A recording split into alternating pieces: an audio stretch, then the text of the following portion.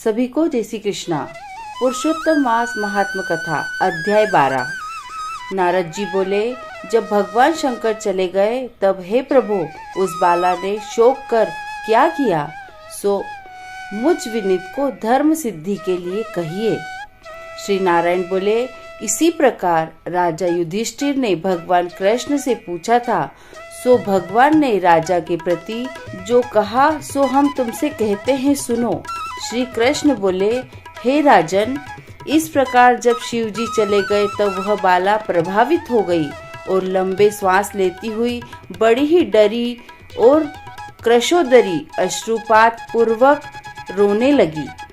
हृदयाग्नि से उठी हुई ज्वाला से जलते हुए अंग वाली वह तपस्विनी कन्या जले हुए पत्ते वाली लता की तरह हो गई। दुख और ईर्ष्या को प्राप्त उस कन्या का बहुत समय व्यतीत हो गया। जिस प्रकार चूहे के बिल में घुसकर आक्रमण करके सर्प उसे वश में कर लेता है, उसी प्रकार शोचनीय अवस्था को प्राप्त उस तपस्विनी बाला पर उस प्रभु काल ने आक्रमण कर उसे वश में कर लिया।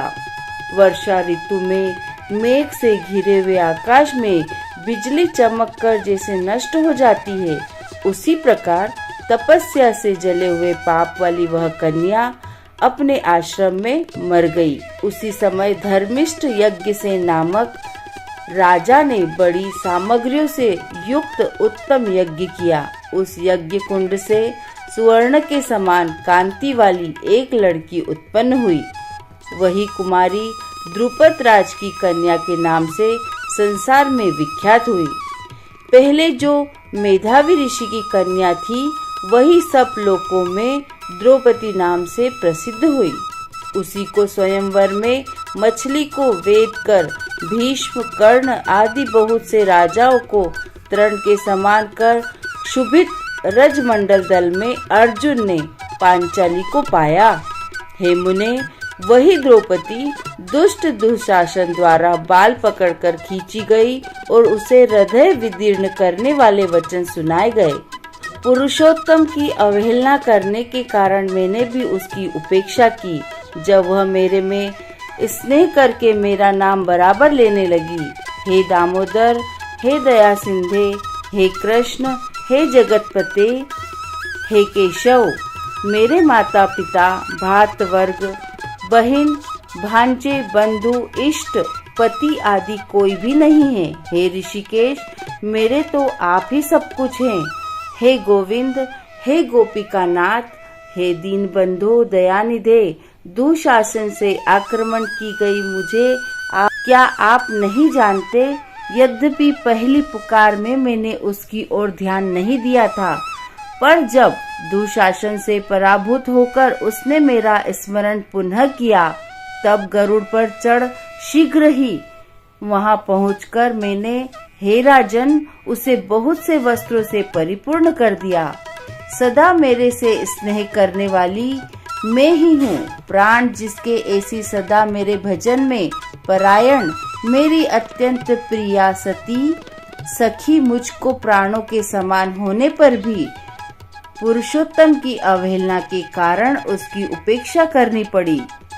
पुरुषोत्तम का तिरस्कार करने वाले का मैं पतन कर देता हूँ। यह पुरुषोत्तम मुनियों और देवताओं से भी सेव्य है। फिर समस्त कामनाओं को देने वाला वह पुरुषोत्तम मनुष्यों द्वारा तो सेवनीय है ही। अतः आगामी पुरुषोत्तम की आराधना करो।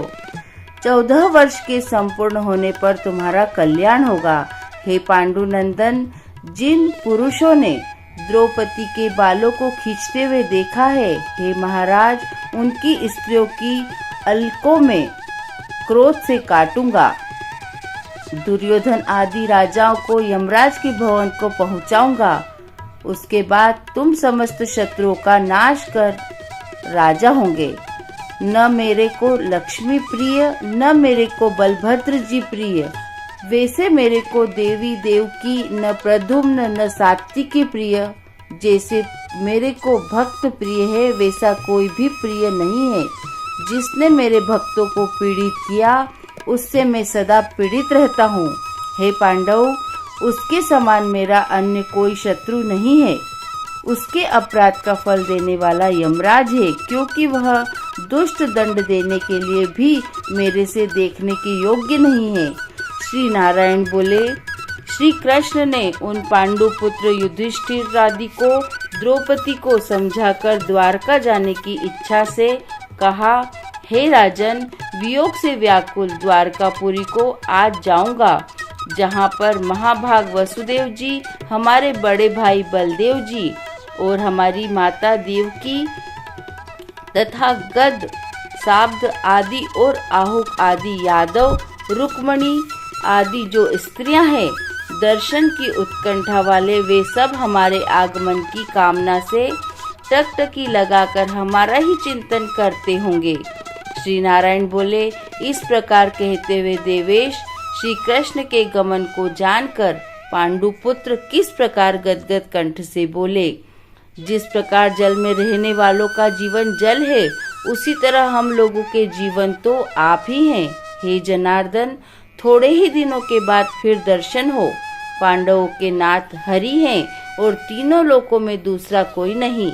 इस प्रकार सामने ही सब लोग कहते हैं, अतः हम लोगों की हमेशा रक्षा करें। हे जगदीश्वर, हम लोग आपके भूलिएगा नहीं। हे जगदीश्वर, हम लोग आपके हैं, भूलिएगा नहीं। हम लोगों के चित्त रूपी भ्रमरों का जीवन आपका चरण कमल ही है। आप ही हमारे आधार हैं, इसलिए बारंबार हम सब प्रार्थना करते हैं।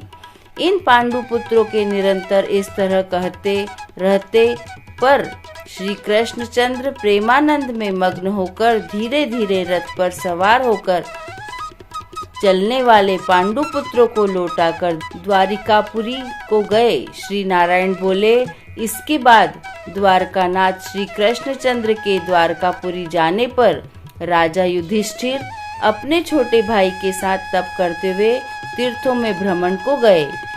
हे ब्राह्मण, नारद भगवान के प्रिय पुरुषोत्तम मास में मन लगाकर और श्री कृष्णचंद्र के वचनों का स्मरण करते हुए अपने छोटे भाइयों से तथा द्रौपदी से राजा युधिष्ठिर बोले, अहो, पुरुषोत्तम मास में होने वाले अत्यंत उग्र पुरुषोत्तम का महात्मा सुना है। पुरुषोत्तम भगवान के पूजन किए बिना सुख किस तरह मिलेगा। इस भारतवर्ष में वह धन्य है, वह पूज्य है, वही श्रेष्ठ है जो अनेक प्रकार के नियमों से पुरुषोत्तम भगवान का पूजन अर्चन किया करता है। इस समय इस तरह समस्त तीर्थों में भ्रमण करते हुए पांडु पुत्र पुरुषोत्तम मास के आने पर विधि पूर्वक व्रत करने लगे। हे मुने, व्रत के अंत में 14 वर्ष के पूर्ण होने पर श्री कृष्ण भगवान की कृपा से अतुल निष्कंटक राज्य को प्राप्त किए। पूर्व काल में सूर्यवंश में होने वाला धृष्टधन्वा नाम का राजा पुरुषोत्तम मास के सेवन से बड़ी लक्ष्मी पुत्र पौत्र का सुख और अनेक प्रकार के भोगों को भोग कर योगियों को भी दुर्लभ जो भगवान का वैकुंठ लोक है वहां गया। हे मुनि श्रेष्ठ, हे नारद, इस पुरुषोत्तम मास के अतुल महात्म को करोड़ों कल्प समय मिलने पर भी मैं कहने को समर्थ नहीं हूँ। सूत जी बोले, हे विप्रलोक, पुरुषोत्तम मास का महात्म कृष्ण द्वैपायन से मैंने सुना है, तथापि कहने को मैं समर्थ नहीं हूँ। इस पुरुषोत्तम मास के अखिल महात्म को स्वयं नारायण जानते हैं या साक्षात वैकुंठवासी हरि भगवान जानते हैं, परंतु ब्रह्मादि देवताओं से नमस्कार किए जाने वाले हैं। चरण पीठ जिनके ऐसे गोलोकनाथ श्री कृष्णचंद्र भी अपनाए हुए पुरुषोत्तम मास का संपूर्ण महात्मा नहीं जानते, तो मनुष्य कहाँ जान सकता है। बोलिए विष्णु भगवान की जय। इति श्री पुरुषोत्तम मासे महात्म्ये 12 अध्यायः।